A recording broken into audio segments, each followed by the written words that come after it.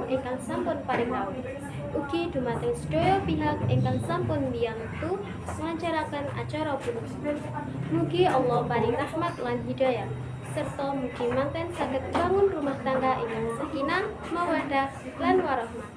Sampun dangu kita atur ugi mugi kula nyuwun pamit. Matur nuwun. Wassalamualaikum warahmatullahi wabarakatuh.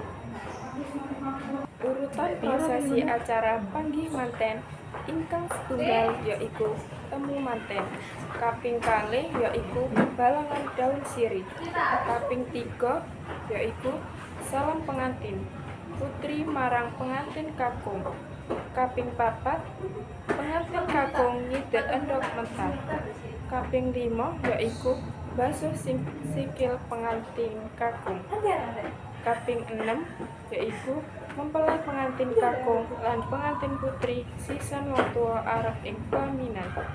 Kaping 7 yaiku bobot timbang dilakokake marang bapak mempelai putri. Kaping 8 yaiku kacar kucur. Kaping 9 serah terima. Kaping 10 yaiku dulangan. Kaping 11 dulangan ngombe. Acara prosesi ingkang terakhir yaiku Assalamualaikum warahmatullahi wabarakatuh. Sugeng rawuh, sugeng siang lan sugeng enjing dumateng sedaya rawuh ingkang kinurmatan. Alhamdulillah, puji syukur kita panjatkan dumateng Gusti Allah Subhanahu wa taala ingkang sampun paring rahmat lan kanikmatan sehingga kita sedaya saged makempal wonten ing griya punika kanthi kondisi sehat, rahayu lan bahagia.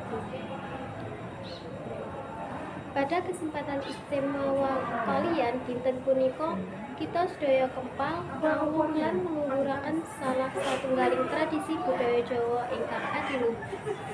Inggih punika adicara panggih manten atau wisipun putra putri kinasih bapak utawa ibu.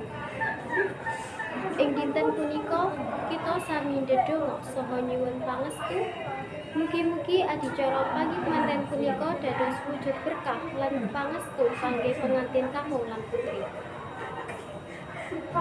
ingkang badhe nglampahi gesang bebrayan ageng kanthi sakinah, mawaddah lan warahmah. Mugi-mugi berkah dumateng bebrayan ingkang badhe dipuntata ing dinten punika ngantos pungkasaning gesang. Kagem sedaya rawuh ingkang kinurmatan, adicara panggih manten menika awitipun badhe dipunwiyosaken kaliyan beberapa prosesi kang kebak makna lan pitutur. Sesarengan kita sedaya ndedonga, mugi-mugi adicara punika angsal ridho saking Gusti Allah Subhanahu wa taala. Sehingga panggih antawis pengantin kakung lan putri punika pinaringan kesantosan lan ketentraman.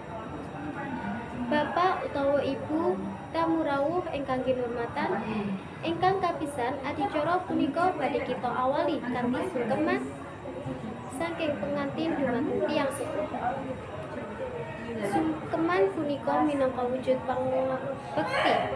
bakti lan wujudipun rasa syukur saking pengantin kagem para tiyang sepuh ingkang sampun nggulawenta masuk lan ndedonga kangge putra kinasih.